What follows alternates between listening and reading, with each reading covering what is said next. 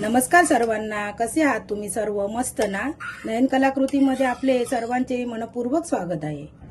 कोणताही सण असू देत किंवा उपवासाला नैवेद्य म्हणून झटपट अशी बनणारी रेसिपी म्हणजे शेवयाची खीर. चला तर मग आपण या गुढीपाडव्याला माझ्या पद्धतीने बनवा शेवयाची खीर.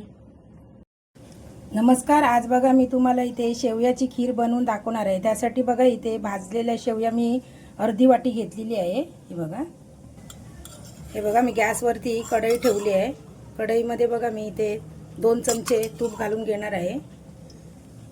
बघा तूप वितळल्यानंतर आपण त्यामध्ये बघा इथे मी खलबत्त्यामध्ये कुटून घेतलेले इथे काजू आणि बदामाचे काप घालत आहे. काजू आणि बदामाचे काप आपण चांगले असे तुपामध्ये खमंग असे भाजून घ्यायचे आहेत. त्यामध्ये बघा मी इथे थोडीशी चारोळी पण घालते. चारोळी कशी पटकन भाजली जाते ना, त्यामुळे मी ती जरा शेवटी घातली. आणि मंद गॅसवरती आपण हे सर्व भाजून घ्यायचं आहे. आता आपण ड्रायफ्रूट्स आपण गुलाबी रंगावर भाजलेलं काढून घ्यायचं आहे. त्याच तुपामध्ये बघा आपण या शेवया घालून घ्यायच्या आहेत आणि त्या पण थोड्या परतायच्या आहेत. त्या भाजलेल्या आहेत तरी पण आपण थोड्या परतायच्या तुपामध्ये अशा 2-3 मिनटं. हे पहा, तोपर्यंत इकडे मी बघा दूध तापत ठेवलेलं आहे. अर्धा लिटर मी दूध घेतलंय म्हशीचं. हे बघा इकडे बघू शकता तुम्ही. आता बघा या शेवया आपल्या 2-3 मिनटं चांगल्या भाजलेल्या आहेत. आता आपण त्यामध्ये गरम दूध टाकून घेऊया. हे बघा अर्धा लिटर मी दूध टाकणार आहे.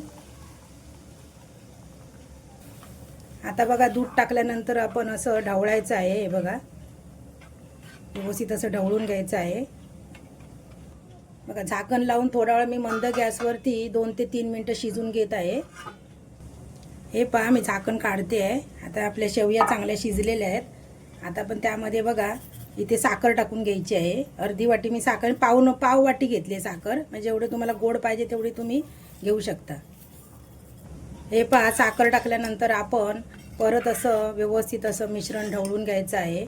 आणि कडेला जे आपलं बघा दूध वगैरे असं हे आलंय ना सायसारखं, ते असं आतमध्ये टाकून द्यायचं आहे साईडने. मध्ये मध्ये तुम्ही गॅस बंद मोठा करू शकता, पण गॅसचं मी आता कसं कढईचं झाकण काढलेलं आहे ना, त्यामुळे तुम्ही ते गॅस जरा मोठा फास्ट केलात मध्ये मध्ये परत स्लो केला तरी चालू शकतो. बघा कारण दुधामुळे कसं बाहेर उतू जाण्याची शक्यता असते आपली खीर.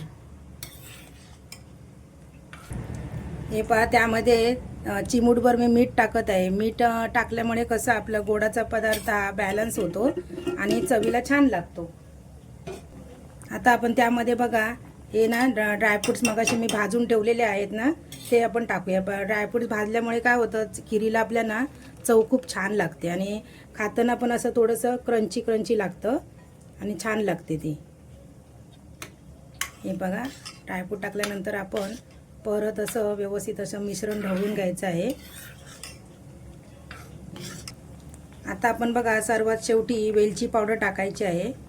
ही बघा वेलची पावडरने काय होतं, चांगली अशी टेस्ट पण येते आणि सुवास मस्त येतो त्याचा खातेवेळी आपल्याला.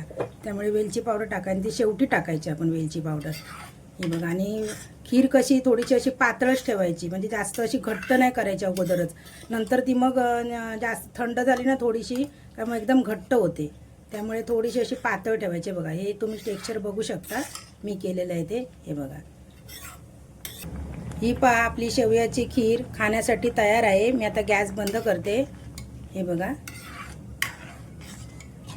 हे पहा शेवयाची खीर. हा जर तुम्हाला व्हिडिओ माझा आवडला असेल तर एक लाईक मला जरूर करा. अजूनपर्यंत चॅनलला सबस्क्राईब केलं नसेल तर चॅनलला सबस्क्राईब करा, व्हिडिओ शेअर करा. संपूर्ण व्हिडिओ पाहिल्याबद्दल मनापासून धन्यवाद.